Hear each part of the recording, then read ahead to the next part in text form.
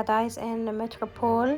ومساء الفل عليكم جميعا من قناة عراء على اليوتيوب. النهاردة يا جماعة الجولة المقربة لقلبي والمكان اللي أنا بحبه جدا جدا جدا هو بارادايس ان متروبول. ده واحد من أعرق الأماكن الموجودة في اسكندرية كلها. المبنى بتاعه اتبنى سنة 1902 في وسط اسكندرية بالظبط، وخاصة في منطقة محطة الرمل قدام البحر على طول. حبيت ان انا اقضي دي يوز في المكان، فكان في الروف بتاع الاوتيل ده زي كافيه وريستورانت كده وروف اسمه سكاي فيو.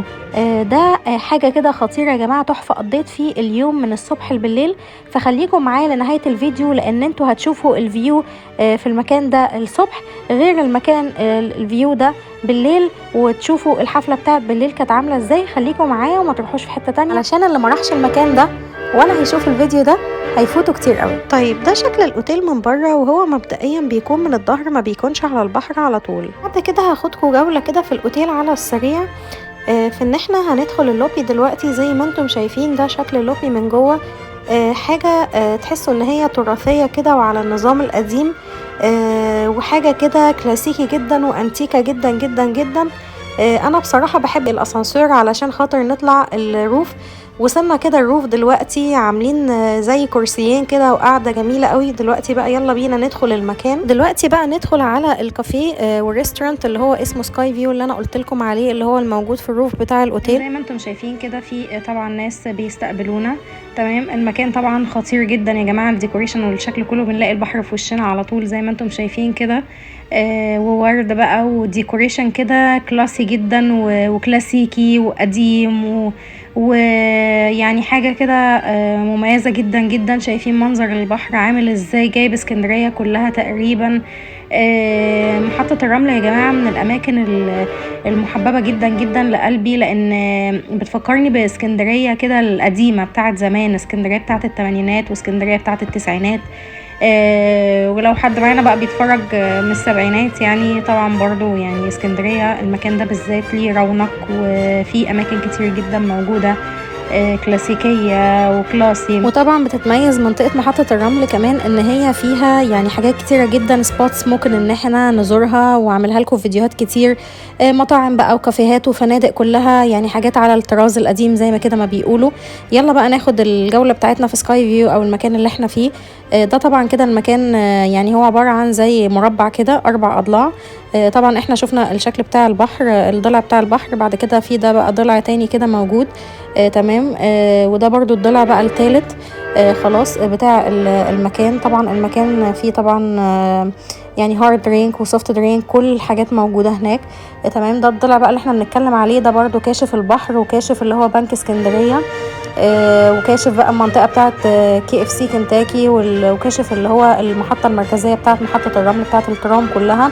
وده مكان كده بيعملوا فيه زي بارتيس وحفلات كتيرة جدا في المكان. وده الضلع اللي احنا كنا فيه الاولاني اللي هو بقى جايب البحر كله، تمام. بس انا بحب كده اخدكم لفة كده داير ما يدور عشان تشوفوا المكان وتتخيلوه معايا. زي ما انتم شايفين كده جايب اللي هو أليكس بانك، اعتقد ان متهيألي على ما افتكر ان كان ده السفارة الايطالية زمان. وده اوتيل سيسل اللي هو شتايجنبرجر حاليا اللي على الشمال هناك خالص بعيد ده. وطبعا كاشف المكان كله، المنطقة بتاعت بحري بقى والطابية والنادي اليوناني. كنت مصورة عنه فيديو، هسيب لكم اللينك بتاعه في صندوق الوصف، اللي هو النادي اليوناني والقلعة والحاجات دي كلها. هسيب لكم كل اللينكات دي في صندوق الوصف. طبعا زي ما انتم شايفين كده في خوت هناك بتتأجر، ممكن تعملوا بيها يعني سي تور كده في البحر. بعد كده زي ما انتم شايفين كده الضلع اللي هو اللي على البحر ده فيه طبعا كراسي كتير ممكن ان احنا نقعد فيها على حسب ما انتم بتحبوا تختاروا ايه. بالنسبة للمكان اللي هو على يعني الفيو على طول. نيجي بعد كده هندخل بقى مكان تاني كده، او زي يعني زي قاعة تانية او بليس تاني او زون تاني كده. ده قعدنا فيه بقى شوية علشان خاطر الدنيا كانت شمس بره شوية، تمام. ده برضو عجبنا الستايل فيه قوي، لان هو يعني تحس ان هما برضو يعني حاجب الشمس شوية واحنا قاعدين برضو بيكون شايفين الفيو برضو من جوه. تمام. برضو حاجة كلاسي جدا يا جماعة، زي ما انتم شايفين بيبقى بالشكل ده، بيبقى متقسم كده. يعني تقدروا ان انتوا تشوفوا برضو منه البحر بطريقة تكون يعني واضحة. ومش بس كده، ده انتوا كمان بتقدروا تشوفوا نفس الفيو بتاع اللي بره بالظبط اللي احنا كنا واقفين عندهم دلوقتي. تقدروا تشوفوا منه منطقة القلعة كلها بالمطاعم بالكافيهات بكل الحاجات دي كلها عادي. وبيقدموا كمان الطريقة بتاعة الواين حلوة جدا، فاكهة العنب كده شكلها عجبني جدا.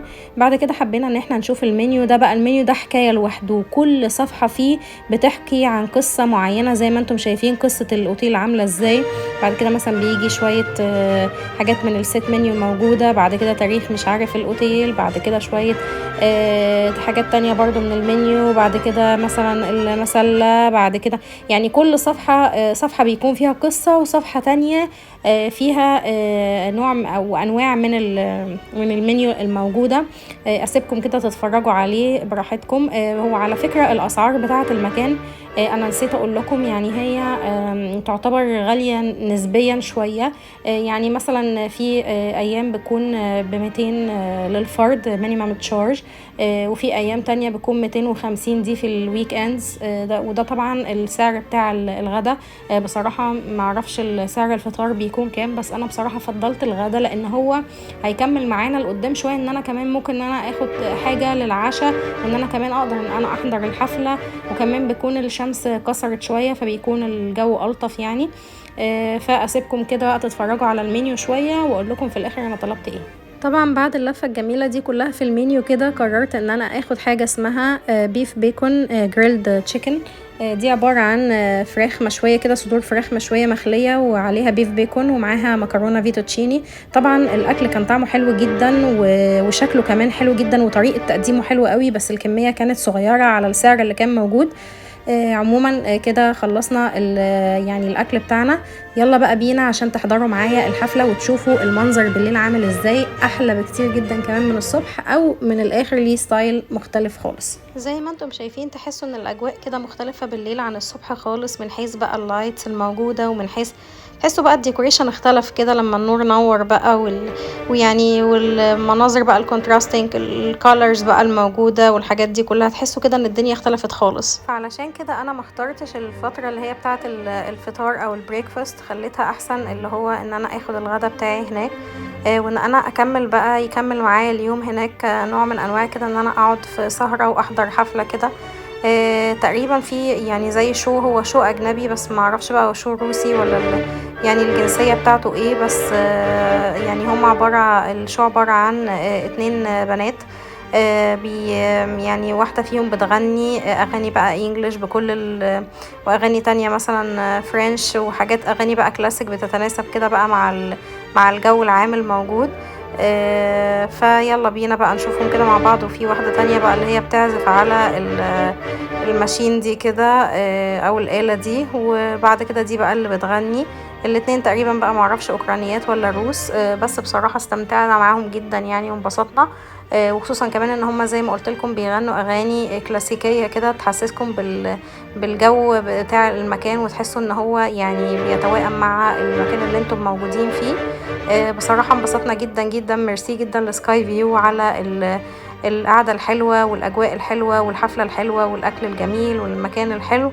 واحنا يعني ان شاء الله هنكررها على طول، واستنونا في فيديوهات تانية كتير جدا. اتمنى يكون الفيديو عجبكم. ما تنسوش تعملوا لايك وكومنت وتشتركوا في القناة، وتفعلوا الجرس عشان يوصل لكم كل جديد من قناة عراء على اليوتيوب، تدعموني ان انا استمر. ميرسي جدا ليكم. اتمنى منكم اللايك لان ده بيفرق معايا كتير. بشوفكم فيديو جديد. باي باي.